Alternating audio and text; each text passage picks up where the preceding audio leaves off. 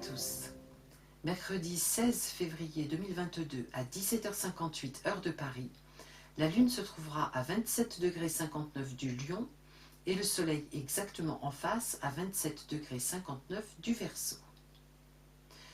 Cette pleine Lune, c'est-à-dire cette opposition Soleil-Lune, est l'apogée du cycle initié le 1er février avec la nouvelle Lune en Verseau, qui impulsait un puissant désir de liberté, de changement et de mise en œuvre de projets avec des personnes portant les mêmes idéaux que nous.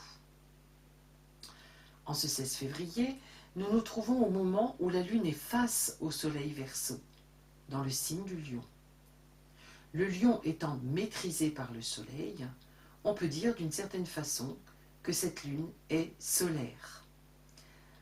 Elle est porteuse donc d'un besoin de générosité, d'intégrité, de créativité, et elle nourrit la confiance en soi, d'autant plus puissamment qu'elle se trouve sur l'ascendant. Les énergies de l'axe Verseau-Lion favorisent l'ouverture de conscience, la mise en lumière de notre place dans la société, des actions que nous pouvons mener avec ceux qui sont sur la même longueur d'onde que nous. Ceci afin d'œuvrer à l'éclosion d'un monde nouveau, plus libre et fraternel. Il est question de suivre son cœur, ce que nous dit notre âme, et d'avoir confiance en notre capacité, en lien avec ceux qui regardent dans la même direction, à créer, à manifester une nouvelle vision de l'avenir collectif et individuel. Ceci étant posé, regardons la position des nœuds lunaires. Ils se trouvent en carré à cette pleine lune.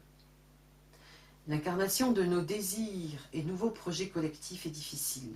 En effet, le nœud nord, porteur de notre phase évolutive actuelle en taureau, se trouve en maison 10 et il est en parfaite résonance avec les objectifs de la pleine lune, puisque le signe de terre du taureau symbolise pleinement l'incarnation dans la matière et la maison 10, le lieu de cette incarnation, en l'occurrence la sphère sociale. Mais l'aspect de carré nous parle, dans un premier temps, d'empêchement et de conflit. Il traduit une forte tension intérieure. En signe fixe, il concerne nos attachements. Avec le taureau, il est question de nos attachements sentimentaux et charnels. Avec le Verseau, de nos attachements à des idéologies ou des schémas mentaux dont nous avons du mal à sortir. Le défi de ce carré est d'accepter de voir ce qu'il nous faut lâcher pour pouvoir agir et réaliser nos projets. Nous avons une aide précieuse pour ce lâcher émotionnel et mental. Il s'agit de Pluton. Pluton est en trigone au nœud nord, quinconce à la Lune, semi-sextile au Soleil et conjoint à Mercure. De plus, il est sextile au nœud sud en Scorpion, et donc il le maîtrise. Au-delà de son travail de révélation des mensonges, des malversations, des manipulations des élites qui nous gouvernent, et de son travail de profonde remise en question de ce que représente l'État, Pluton, en fin de Capricorne, vient, avec sa conjonction à Mercure au tout début du Verseau, appuyer la transformation radicale de notre pensée, aider à l'émergence et à la formulation de nos idéaux. Avec le quinconce à la Lune en Lion, il agit également dans le sens d'une désinhibition, favorise la confiance en nous et un ressenti de justesse dans l'expression de nos besoins profonds. Et de par son semi-sextile au Soleil, il est une aide à la manifestation de nos idéaux Verseau. Dans la même énergie saturnienne du Capricorne, avec Pluton, nous voyons Mars et Vénus en conjonction quasi exacte. À noter que Vénus est maîtresse du nœud nord. Au-delà d'une possible histoire amoureuse qui peut voir le jour avec cette lunaison, ou, peut-on dire plus largement, un nouveau départ relationnel, Vénus, rejointe par Mars, nous pousse à agir pour manifester concrètement nos valeurs, celles nouvellement définies suite à notre introspection durant la rétrogradation de Vénus de mi-décembre à fin janvier. Avec Mars, j'agis, et avec Vénus, pour ce que j'aime, pour mes valeurs. Cela rejoint l'énergie de la Lune en Lion, où le maître mot est le cœur, où la qualité du courage est mise en avant. Cette conjonction Vénus-Mars en Capricorne est donc maîtrisée par Saturne, avec lequel elle forme un semi-sextile. Il y a là un frein qui temporise la spontanéité et l'élan de Vénus-Mars. Il y a comme une injonction de prendre le temps de réfléchir encore, de davantage structurer la mise en œuvre de nos projets. Cela paraît être une sage injonction, dans le sens où Vénus-Mars sont en sextile à Neptune en Poisson, et donc en lien avec une dimension spirituelle qui nous fait certes prendre de la hauteur, mais qui donc peut nous faire perdre pied. Il faut éviter de s'embarquer dans des projets illusoires ou irréalisables. Cet effort de lucidité est également soutenu par le trigone d'Uranus en Taureau et d'une certaine façon par le quinconce à la lune noire. Rappelons-nous qu'Uranus est maîtrisé par Vénus et qu'il est propice à la prise en compte de nos valeurs profondes, aussi surprenantes, originales et novatrices soient-elles. Uranus est par ailleurs sextile à Jupiter, en domicile en Poisson, tout comme Neptune. Les deux planètes des Poissons en domicile viennent ici nous rendre particulièrement réceptifs et ouverts aux énergies spirituelles et sont en haute résonance avec la Lune en Lion qui porte l'ouverture du cœur. Il est ici question de nous reconnecter à notre humanité. Nous reconnecter à notre humanité, en cela, en ce qui fait que chacun est un être unique et irremplaçable. Uranus et Jupiter sont en semi-sextile à Chiron. Chiron, le guérisseur, est toujours en Bélier et continue d'émettre une énergie de guérison de notre individualité en nous proposant de prendre des initiatives qui naissent uniquement de notre fort intérieur et non de quelque influence extérieure que ce soit. Avant de conclure cette première partie avec le modèle planétaire de cette carte de pleine lune, constatons que le carré de Saturne avec Uranus se détend. Cela se poursuivra jusqu'à la rétrogradation de Saturne en juin. À noter que Saturne est ici trigone à la lune noire en Gémeaux, ce qui indique des restrictions de notre liberté d'expression. Concluons donc cette partie avec le modèle planétaire de cette carte, qui est un modèle éventail. Il se caractérise par une répartition des 10 planètes principales en un groupe de 9 sur moins de 130 degrés, et la 10e, appelée planète Anse, positionnée en face du groupe. C'est cette dernière, ici la Lune en Lion, qui dirige les 9 autres planètes. C'est elle qui les pousse à réagir. C'est un modèle qui indique une recherche de reconnaissance par autrui. Ici, il est donc question d'un besoin d'être reconnu dans notre part d'humanité, dans notre capacité à créer, à rayonner et à rassembler ceux qui partagent les mêmes valeurs que nous.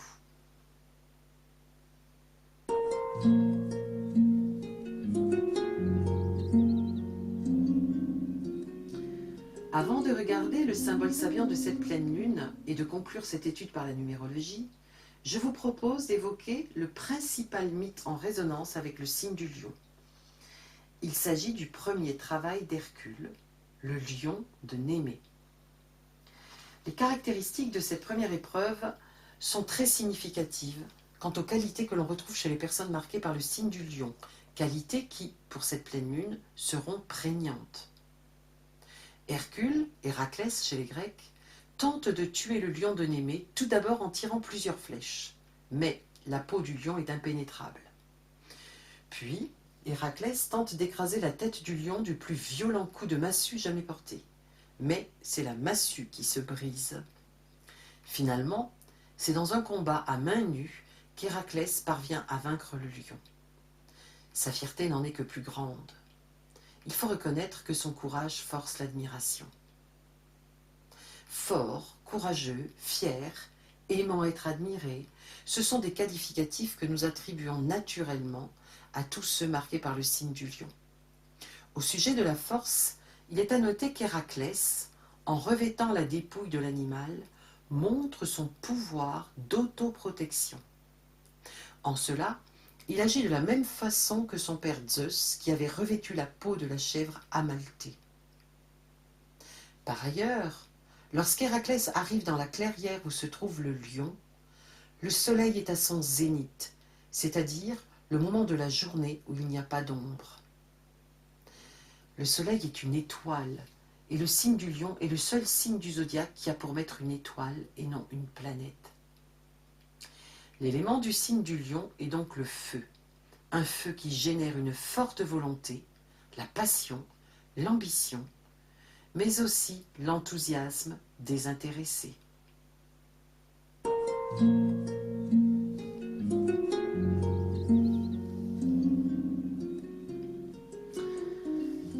Regardons maintenant le symbole Sabian.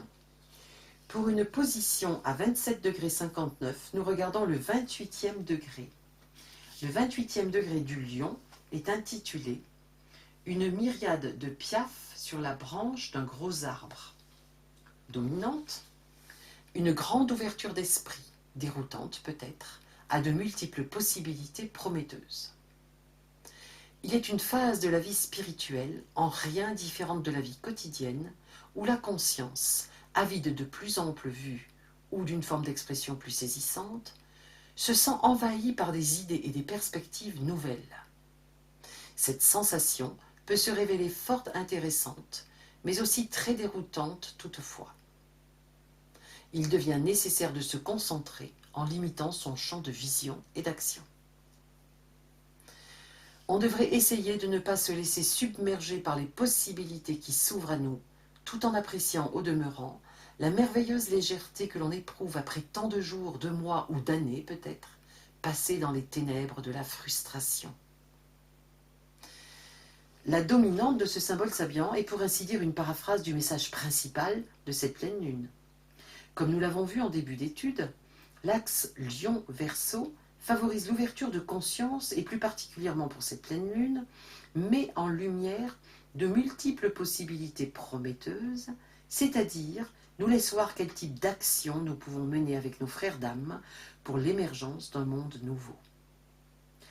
Par ailleurs, ce symbole donne de l'importance au rôle de Saturne en demandant de ne pas se disperser et de se concentrer dans une direction. Enfin, il nous parle de légèreté faisant suite à une période de frustration. Inutile de commenter la longue période de frustration que nous avons traversée et qui n'est pas encore totalement derrière nous. Concernant la légèreté, elle peut être en résonance avec la détente et le lâcher-prise qui relèvent des énergies de Jupiter et de Neptune en Poisson.